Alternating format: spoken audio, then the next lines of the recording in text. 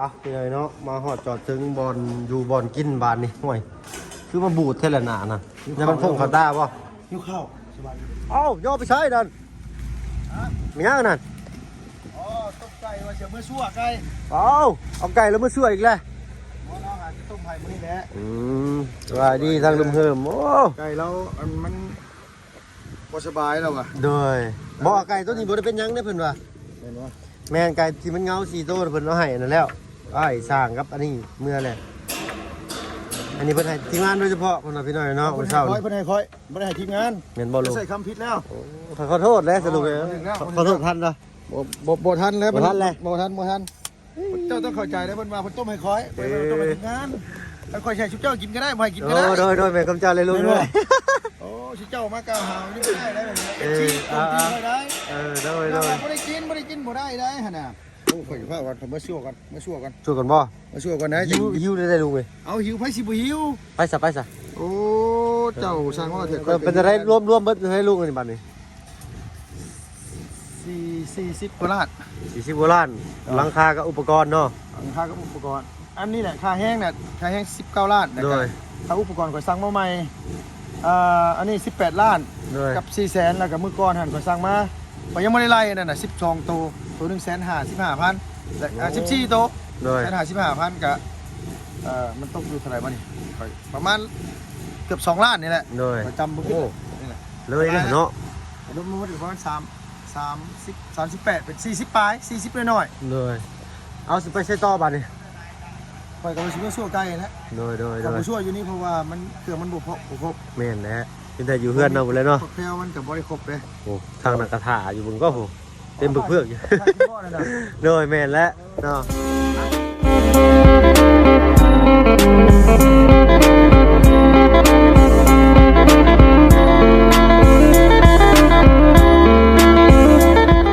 กับทักทายเด้อพี่น้องเด้อเนาะกับทักทายสบายดีผู้ใหญ่ใจดีแหละ FC เบิร์ดทุกท่านก็มาชมช่อง YouTube บ่เบิ่งเคยหลายคือเก่าเนาะบ่ฝั่งไทยฝั่งลาวแล้วก็ทั้งฝั่งต่างประเทศที่ยินดีต้อนรับเข้าสู่ช่อง YouTube บ่เบิ่งเคยหลายเช่นเคยพี่น้อยเนาะคลิปเปิดภาพมาอีกบัดนี้ก็อยู่บ้านช่องเฮือนซานของน้องแตงจริงพี่น้อยเนาะเอาทางลุงเฮิมเพิ่นก็ได้ดำเนินการเนาะวงโครงหลังคาเป็นโครงหลังคาโครงเหล็กเด้อพี่น้องเด้อเนาะจังสิลูซิ่งแต่ลูซิ่งอย่างดีเนาะโอ้40ปลายล้านเพิ่นว่าเนาะต้องประมาณนั้นเด้อพี่น้อยเนาะแต่ว่าเขาเฮ็ดเป็นโครงเหล็กเป็นอุปกรณ์ทันสมัยแน่แต่ว่าเป็นไม้นี่ก็มันสิโกงนะพี่น้อยเนาะมันสิงอมันสิโค้งมันสิตกท้องสร้างว่าซั่นซะเฮาก็บ่เข้าใจคือกันเนาะแต่ว่าวัสดุมันก็ดีกว่านะว่าซั่นซะเนาะสังกะสีก็ป๊อดเนาะยาวนี่นาดอยู่น้องก็จริงน้องจริงๆไปใช้แล้วเมื่อกี้นี่เนาะจะได้ยินหรือบ่พี่น้อยเนาะไม้ก็อยู่ไสล่ะอยู่น้ำลุงเพิ่นปุ๊บพี่น้อยเนาะพี่น้อยเนาะมาฮอดจอดถึงบอลอยู่บอลกินบานนี่ห่วยคือมาบูดเทละหนาน่ะจะมันพงเขาตาบ่ หิวข้าวสบายดีเด้อเพิ่น เอ เด้อ้ ยข่อยกับบุตรต่างนี้กับเจ้าดอกลุงเลย บ่แม่นนั้นแล้วนามูลทุกเจ้ายิบกินหมด บ่ตอนอยู่เพื่อนน้องกันแจ้งกิ้งกันเห็นตับมานำทางกันบ่เห็นตับบุญกินได้ก็อดบ่ได้ เขาว่าอยู่เห็นติดแขวอยู่ว่าแม่นได้ป่ะ หวายแต่หิวข้าวแห้ง แม่ แม่ น น แล้ว ว่าอยู่เฮือนมื้อเช้ายังมีไผนึ่งข้าวบ่ จังว่าแล้วตื่นมาก็บินเลยข่อยก็ได้คือสิยัง มื้อเช้านี่อาจารย์ลุกกันว่าล้างถ้วยล้างบัวของ ด้วย เป็นแนวบ่ได้ให้อาจารย์ล้างถ้วยล้างบัวเนาะ บ่แม่นได้เนาะ โดยสิเด้เต็มเฮือนอยู่ให้อาจารย์ลุกล้างถ้วย เราก็บ่มีบ่เห็นได้จ้ะเราก็บ่มีลง บ่เราบ่ได้ถ่ายคลิปได้ เอาบ่ แน่น เอาสร้างเป็นแท้สารบัญพี่น้อง เอาไปถ่ายคลิปแล้วล้างแล้ว เอาเพิ่นก็อยากสนจักสวยเลยเนาะ ตัวมัน พักยังลุงอันนั้น เพลว กระเพาบ่คือใบป้อมใช่ล่ะยังบ่ใหญ่เนาะ มันยามนี่มันยามแรก โอ้ยำแรงแต่กินแห้งได้นี่เนาะเอามา มา อ อยู่ ยู่ เรา ห้าน อยู่ ที่ ต้องเฮ็ดด้วยกัน เก่า เด้อ เนา แต่ว่าเราน้ำใจเราหน่อยมั้ย นี่เพิ่น เฮาเกรงใจเรานะ ทำเกรงใจเพิ่นผู้นั้นมีน้ำใจติท่านไผท่านเฮ็ดนะพี่น้อยนะอยู่นี่นะเพราะว่าเฮ็ดจะเช้าบ่ได้เฮ็ดยามแรงยามแรงบ่ได้เฮ็ดยามดึกสุดแล้วแต่สิเฮ็ดเมนูหยังอันนี้ฮะ ชั่วไก่ สิฉีกเสื้อไก่ใส่ผักแพรวข้าวคั่วพริกโรย แม่น สดดองกี้ยิ้วข่าวพี่หน่อยเนาะ ไปว่าไปนุ่ยไปกินข้าวเช้าเลยเนาะ ยังจะ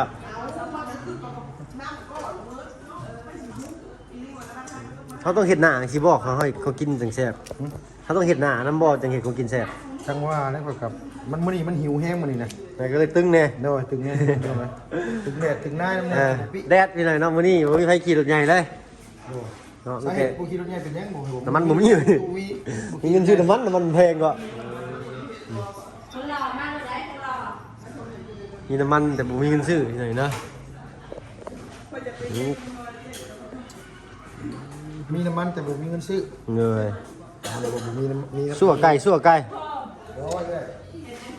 สู้ใกล้เลยตัดสินนี่เด้อเมื่อคืนแกงน้ำไม่ส้มเป็นยังไงแกงน้ำไม่ส้มน่ะ อร่อยมาก แซ่บบ่ จะมีการเจ็บของเจ็บไต โอ้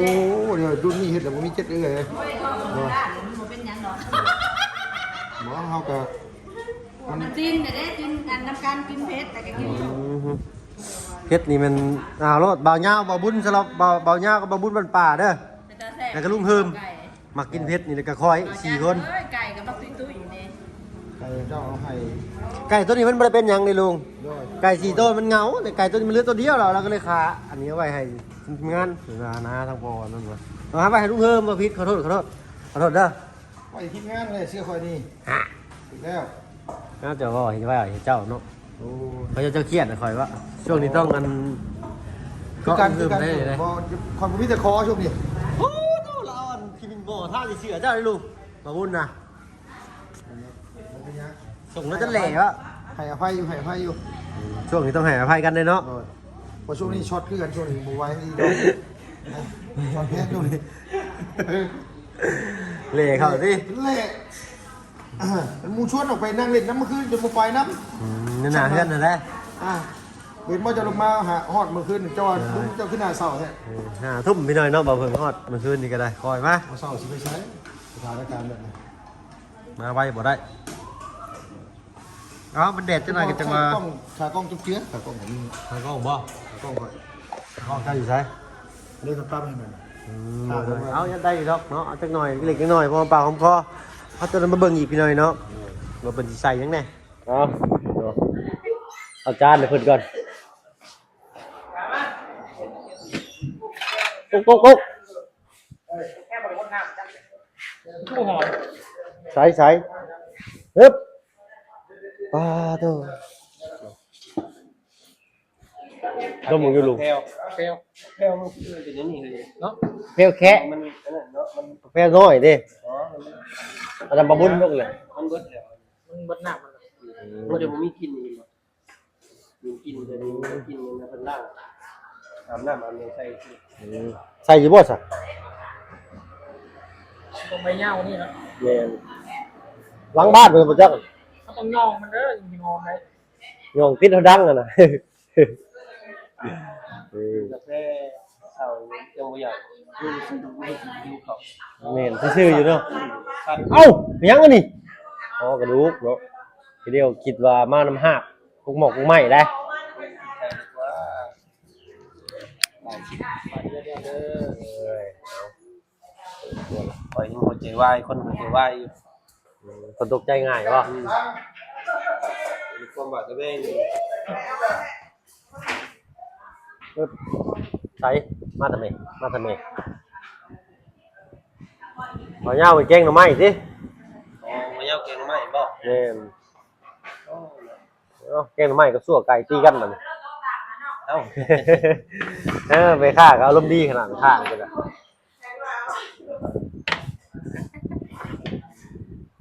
เอาลูกเจ๊อารมณ์ดีเลยเนาะเนี่ยลูกสก๊กบอลโมเมนต์ไหนเนาะ สาวกลาง ลูกสับกลาง คนหนึ่งพูดลูกสาวผมประมาณเขาเอื้อนเราเอื้อยเขาเอื้อนเราว่าจำนั้นเราจะ เนี่ยขอตูมเล่าแล้ว เห็นไหมว่าขี่รถไปมาหาสู่พอได้อะไรเฮ้ยใคร เรา เนี่ยดิ เขามีหนักไหมนี่ฝาก อย่างนั้นเลยแม่มาเนาะ ที่เขามีหนักไหมนี่ฝากเนื้อฝากตัวนี่ได้ ยึด มา ขึ้นสั่น ขนาดกับสูตรทางพริกไปเด็ดนัวเรา ผมก็ผมกูกลัวไปช่างน่าเลยมีพันอยากเบิ่ง เอาเบิ่งบะบุญคนคอยได้นะฮะนะคอยได้นะฮะอันข้าวจวกผมกินนี่ฮะเป็นยังดอกเชียงไว้ จักบ่วงอะไร ได้เกลือนี่ โอ้เพิ่นมีผักนี่แต่ว่านี่ผักแพรวบ่ได้ใช้ดูบ่แม่นบ่อ้าวเบ็ดเบิด ว่าก็อันว่าที่ทำ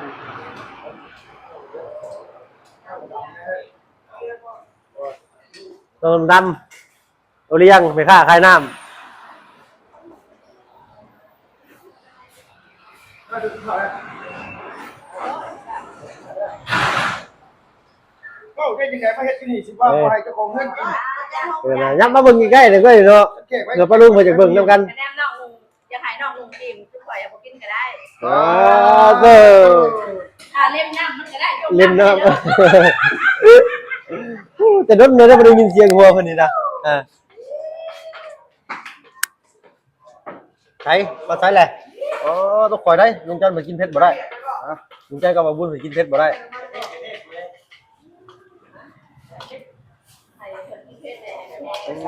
เนาะงอดเนี่ยตายด้วยเนาะ ขอยัดเราให้ได้มั้ยนะลุง หมูไก่ ตามันเดียวล่อรถเล็กน้อยอ่ะ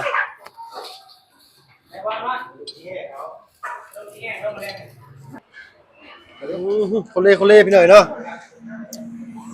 เพื่อพักเลย ครับคนเล่รสชาติจะได้เจ้มจน แต่พวกแก้วมาไปอยู่เลย กาแฟบ่เลยไปจะไป มองงามเลยลูกมองหอมปะไหนย่องน้ำหอมตัวนักเห็ดถนนมาฮอนี่หน่อยเนาะเสียงดังรู้สึกเนี่ยไอ้เก่าโห้พริกตะกั่วเป็นง้อลงเดี๋ยวจะนักแถวสีหอมได้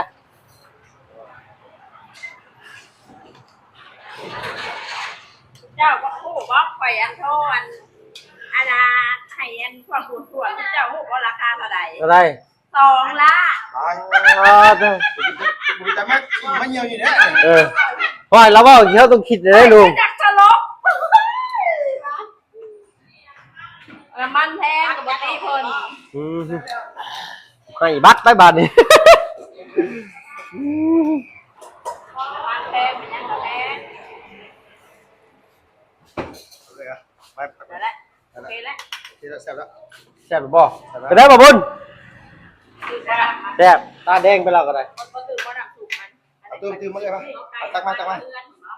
ฮะต้มอยู่เพื่อนน้องนั่นผู้ใดมันต้มอยู่นี่ได้ไก่น้องเขา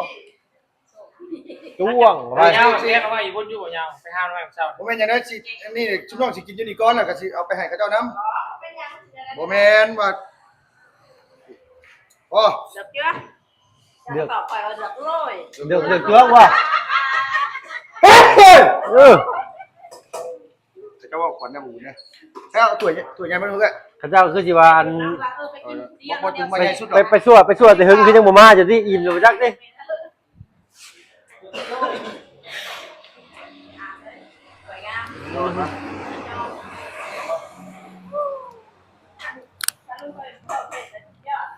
ก็นะบ่แซ่บบ่แม่นลุงเฮิมโลดคันมันบ่แซ่บมื้อใดเราบอกว่าคนอื่นเฮ็ดเพิ่นว่าอันใดมันแซ่บเราบอกว่าลุงเฮิม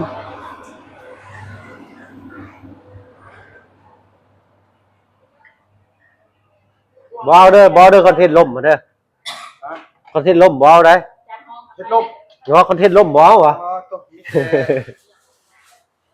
พากันไห้แล้วไปเนาะ พี่เลยเรากินข้าวกินน้ำซะก่อนบ้านมาได้กินข้าวด้วยกันบ้านนี่อ๋อโต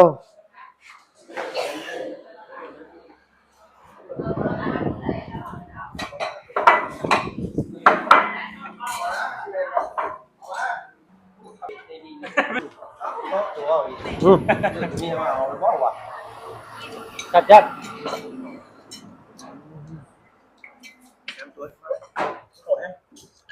เรื่องของเรื่องช่วยกัน มาเด้อเผาเด้อ เรื่องไหนกินข้าวก่อนตั ตัว ว จันยังกินเปื่อยอยู่กินอยู่ ลืมสิ่งซื้อกันอยู่ในตอนใหญ่ว่าสุดยอดป่ะขอทานหน่อย ว่า สู้อื่นบ่ เพื่ออึ้งเนาะ ไม่ยอมคือกันเลย เอ้าคนไทยกินแล้วก็อึ้งนะครับแค่ครับแค่ครับมาเริ่มมาลงกินข้าวกัน 2 เดือนก็ได้กินแล้ว ทางด้านบอกอึ้งไม่ออก เอาไปไปอ่ะ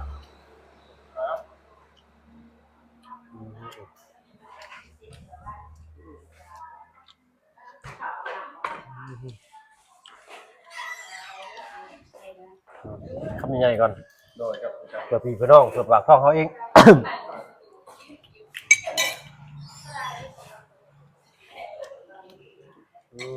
ไก่นอกคนละเองแห่งบ่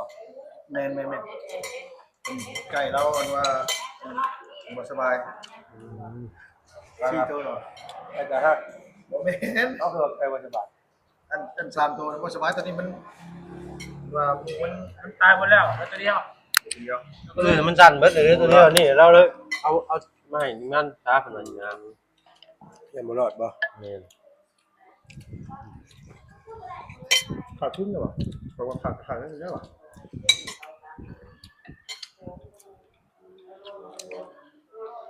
ถ้าไปหาซื้อรถซื้อมาแต่บ้านเขาพวกนี้ไปกัน มัน เนี่ย ฮ้อนแล้วอากาศมันฮ้อนเราต้องเอาน้ำต้องเข้าน้ำเพิ่นตลอดบอกกันคือเขาเลี้ยงไก่นี่เขาเข้าน้ำตลอดมันกะตี้ได้ประธาน กะทิกันเหรอ ดีแล้ว ไม่ชอบแล้ว ทำภาษาไปบ้าน ใช่ชอบใช่แม่เลยไม่จะรอดหรอช่วยเป็นใช่แม่เลยรอดยังไงกินข้าวได้ละ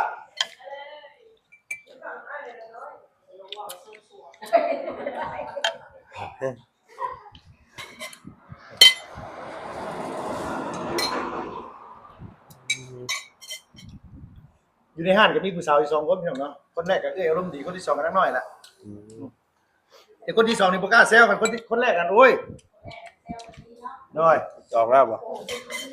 คนแรกกันข่อยบ่มีข่อยบ่มีเมียข่อยจองแล้วอาจารย์น่ะ เอา ข่อยบ่มีเมียข่อยจองแล้วคนแรก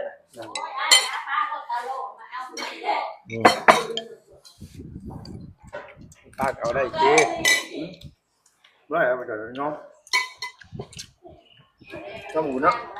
เว้ยผู้สาวเป็นก็ได้ มีช่องใจกันไว้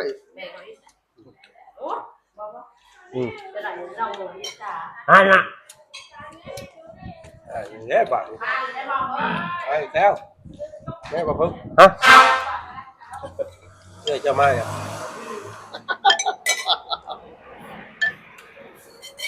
ไม่สาบาทเอาเดี๋ยว เรื่อง ขั้นเอาขั้นเอาเอาเอา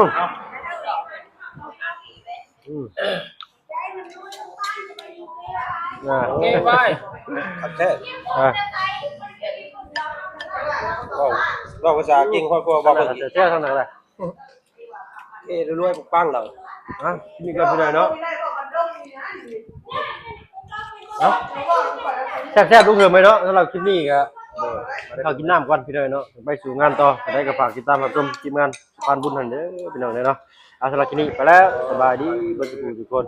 โดย เกิดแห้งเนาะ